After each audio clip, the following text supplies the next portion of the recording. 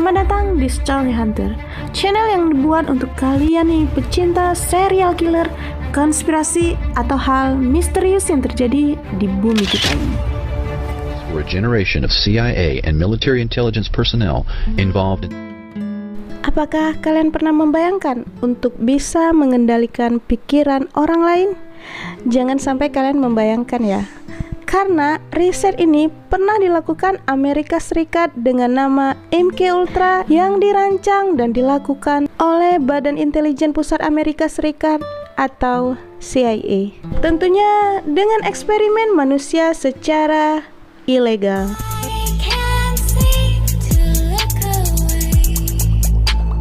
Eksperimen MKUltra dikenal sangat mengerikan, di mana di dalam proses ini mereka melibatkan manusia tanpa disadari.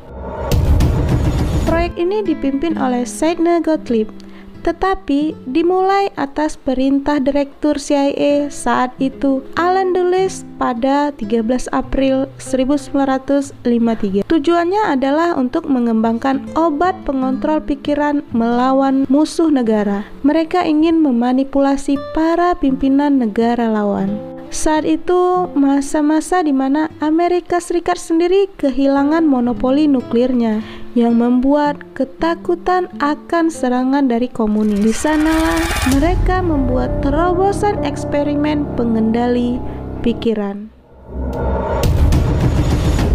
Frank Olson, seorang ilmuwan yang bekerja untuk CIA dalam ilmu bakteri, pada tahun 1953 ditemukan jatuh dari ketinggian kamar hotelnya di New York City. Tapi keluarga Olson memutuskan untuk melakukan autopsi setahun kemudian karena mencium kejanggalan dari kematian Olson. Dari autopsi, tim forensik menemukan luka di tubuhnya yang kemungkinan besar terjadi sebelum ia jatuh dari kamar hotelnya. Temuan ini jelas memicu konspirasi bahwa Olson mungkin telah dihabisi oleh CIA di malam saat dia meminum koktail yang telah dibubuhi LSD. Tentunya terkait proyek rahasia MKUltra. Setelah proses hukum yang berkepanjangan, keluarga Olson mendapatkan kompensasi penyelesaian sebesar $750.000 Amerika Serikat atau setara 10 miliar rupiah.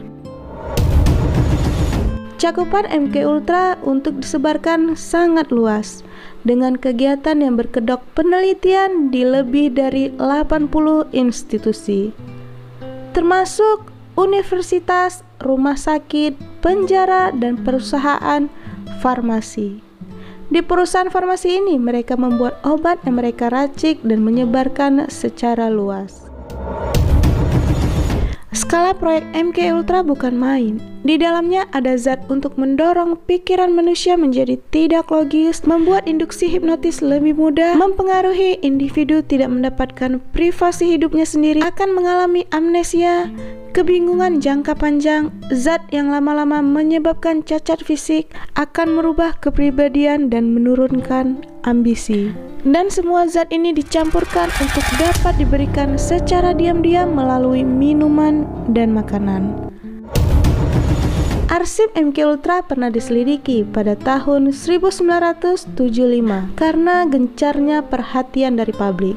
Tapi saat diinvestigasi, Direktur CIA yang saat itu adalah Richard mengatakan semua arsip MKUltra telah dihancurkan pada tahun 1973, 2 tahun sebelum diinvestigasi. Sangat dirahasiakan seperti apa MKUltra disebarkan. Tapi menurut Ken Kesey, seorang penulis novel tahun 1962 yang pernah mengajukan diri untuk proyek MKUltra saat dia menjadi mahasiswa di Universitas Stanford, dia mengatakan mempromosikan obat tersebut melalui pertunjukan musik di kampusnya yang kemudian menjadi pesta hippie. Pada tahun 1974, wartawan New York Times Seymour Hersh menerbitkan sebuah cerita tentang bagaimana CIA telah melakukan eksperimen obat secara ilegal pada warga Amerika Serikat. Laporan itu berisi proses panjang yang mengungkapkan detail yang disembunyikan tentang MKUltra. Penyelidikan besar-besaran pun akhirnya dilakukan oleh komite gereja yang dipimpin senator Demokrat. Komite gereja menyelidiki penyalahgunaan wewenang badan institusi CIA, FBI, dan Badan Intelijen Amerika Serikat selama kepemimpinan Richard. Komite ini juga mengungkapkan ribuan dokumen terkait MK Ultra dan pengungkapan proyek rahasia MK Ultra yang akhirnya menghasilkan perintah eksekutif di tahun 1976 tentang aktivitas intelijen. Isinya adalah melarang eksperimen dengan obat-obatan pada subjek manusia, kecuali dengan persetujuan secara tertulis dan disaksikan oleh pihak-pihak yang ditentukan oleh subjek manusia tersebut.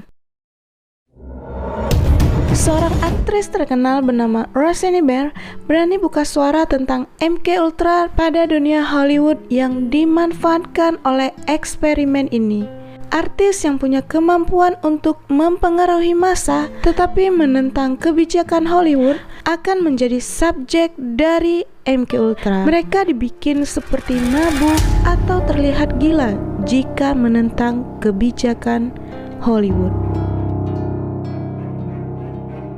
Bagaimana pendapat kalian tentang MK Ultra? Tulis di komen tentunya dengan bahasa yang baik. Juga bantu share cerita ini ke teman-teman kalian. Dan kalau kalian ada request, tulis di kolom komentar cerita apa yang menarik bahas di channel ini. See you next time. Bye bye.